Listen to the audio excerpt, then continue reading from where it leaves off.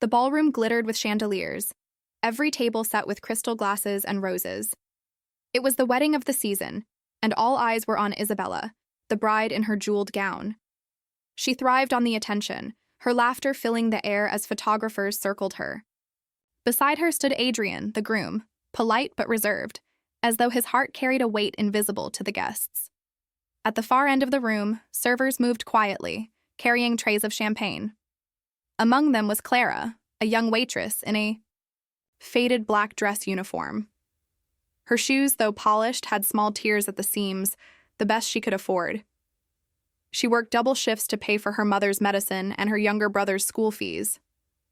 Tonight was just another night of hard work, or so she thought. When Clara bent to serve a tray of drinks at the bridal table, Isabella's sharp eyes noticed the worn shoes. She smirked, her voice rising loud enough for the guests to hear. "Look at her shoes," she scoffed. "How embarrassing to have staff who can't even dress properly. This is my wedding, not a street market." The laughter of a few guests followed. Clara froze, her cheeks burning. She lowered her eyes, wishing she could disappear. Her hands trembled, but she did not spill a single drop from the tray. She simply nodded and stepped back, holding her dignity in silence. Adrian's jaw tightened. He had grown increasingly uneasy with Isabella's arrogance in recent months, but humiliating a hardworking stranger in front of everyone was too much. He glanced at Clara, her eyes lowered, her posture humble, and something shifted inside him. The music quieted as Adrian set his glass down. "Enough," he said firmly, his voice carrying across the room. Heads turned. Isabella's smile faltered. "Adrian, what do you mean?" she asked with forced laughter. "I mean," he replied, standing tall, "that dignity has nothing to do with shoes. Clara is working to provide for her family, and she deserves respect. Tonight should be about love and kindness, not cruelty." Gasps spread through the hall. Isabella's face hardened.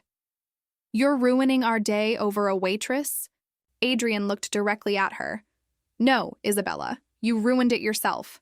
I can't marry someone who mocks others to feel superior." He reached into his pocket, pulled out the wedding ring, and set it on the table.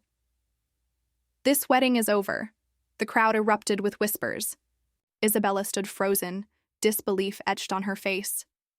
"You can't be serious," she cried, but Adrian had already walked past her. He approached Clara, who stood in stunned silence. "Clara," he said gently, "forgive her words. You deserve better. Would you sit with me tonight?" Her eyes widened, tears brimming.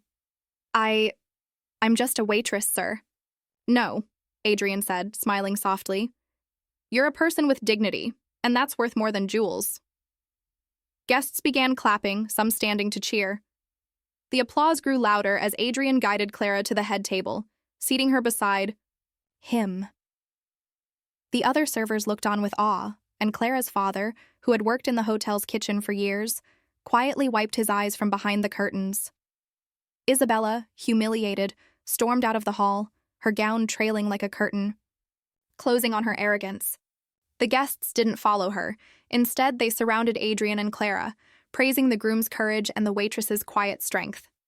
In the days that followed, word of the broken wedding spread across the city. Some criticized Adrian, but most applauded him for standing against pride and cruelty. Clara's story touched hearts everywhere. Offers poured in to support her studies, and she was invited to share her experience publicly. For Adrian, the decision was simple. Better to walk away from arrogance, he said, than to walk into a lifetime without respect. And for Clara, the memory of humiliation faded, replaced by the knowledge that even torn shoes could carry her into a moment of triumph, because dignity, once recognized, can never be torn apart.